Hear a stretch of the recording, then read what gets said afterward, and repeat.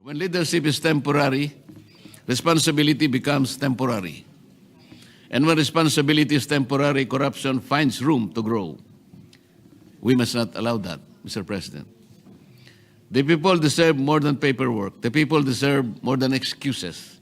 The people deserve leadership that is permanent, accountable, and answerable. Hindi sapat ang pansamantalang pamumuno sa mga ensyang may hawak ng buhay, kabuhayan at kaligtasan ng ating mga mamamayan. Ang pananagutan ay hindi maaaring acting lamang. Dapat ito'y ganap, malinaw at matatag.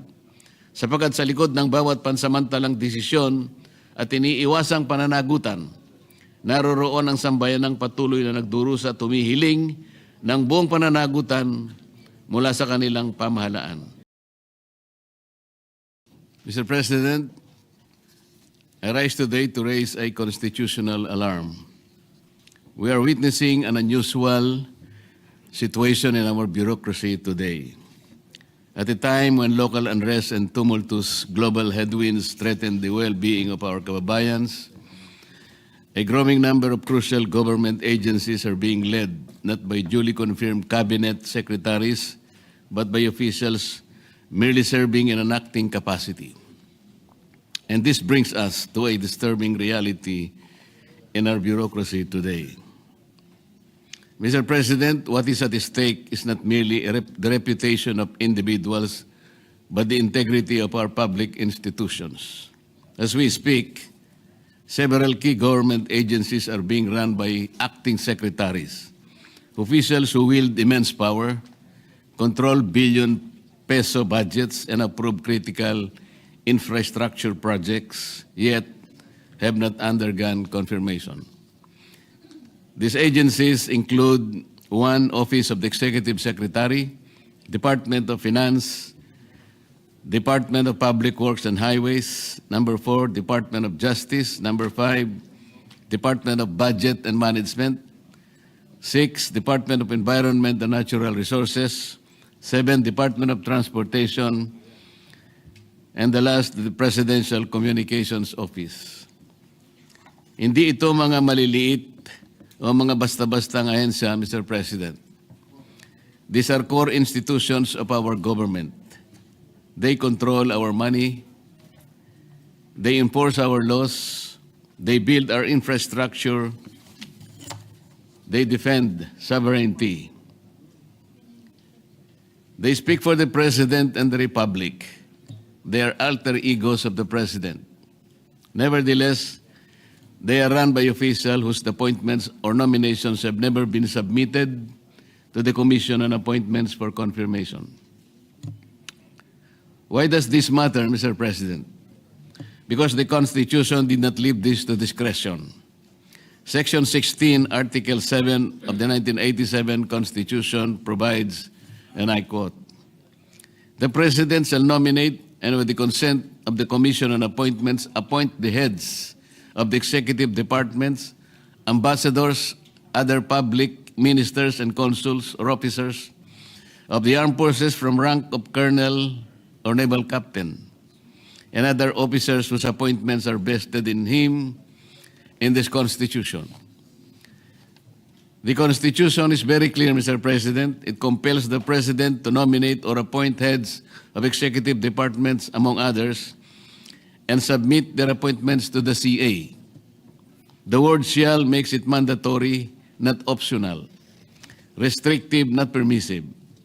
Yet this constitutional command is being defied. Let me be precise, Mr. President. There is nothing inherently illegal about an acting secretary. The law allows it. The continuity of the government demands it, but what is dangerous is when acting becomes permanent by design. Our acting secretaries have been running major cabinet departments for months on end. Some for 2 or 4 months now, and one for over half a year. And up to this day, Mr. President, none of their appointment letters have been transmitted to the CA. Needless to say, the delay is not on the part of the CA, We cannot confirm what is never submitted. If Malacanang does not transmit the appointments, the Constitutional Commission is made powerless. Under the rules of the Civil Service Commission, enacting capacity entails not only the exercise of the ministerial functions attached to the position, but also the exercise of discretion since the person designated is deemed to be incumbent of the position. They can issue policies, approve projects, sign contracts, and approve expenditure of public funds.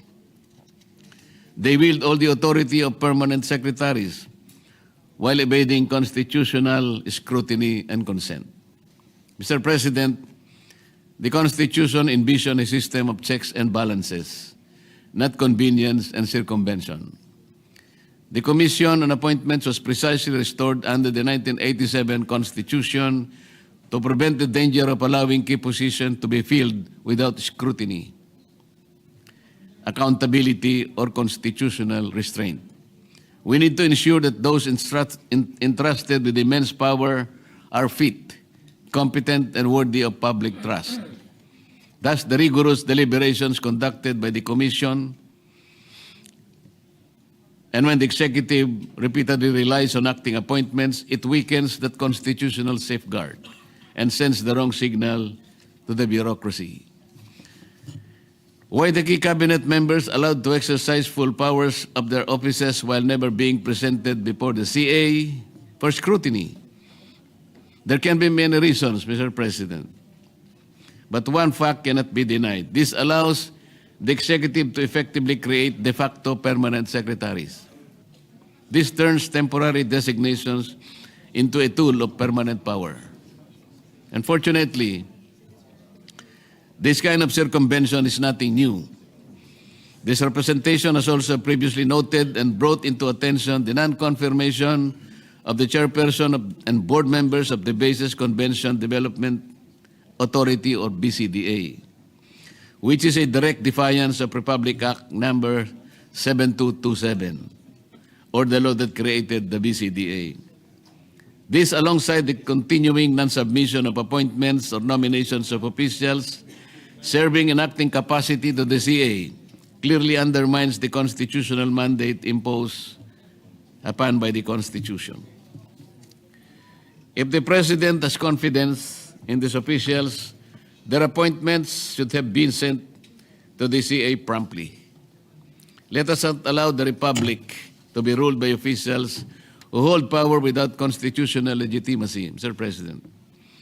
Because when appointments are withheld, the constitutional safeguard is effectively destroyed. Make no mistake, this call fully respects the separation of powers. But even more than that, Mr. President, this affirms our constitutional duty to check and balance power so that no branch, no office, and no official stands above the law. Let us remember, when leadership is temporary, responsibility becomes temporary. And when responsibility is temporary, corruption finds room to grow. We must not allow that, Mr. President. The people deserve more than paperwork. The people deserve more than excuses. The people deserve leadership that is permanent, accountable, and answerable. Sa huli, malinaw ang panawagan ng sambayanang Pilipino. Hindi sapat ang pansamantalang pamumuno sa mga ensyang may hawak ng buhay, kabuhayan at kaligtasan ng ating mga mamamayan. Ang pananagutan ay hindi maaaring acting lamang. Dapat ito'y ganap, malinaw at matatag. Sapagkat sa likod ng bawat pansamantalang desisyon at iniiwasang pananagutan, naroroon ang sambayanang patuloy na nagdurusa at tumihiling ng buong pananagutan mula sa kanilang pamahalaan. Maraming salamat po, Mr. President.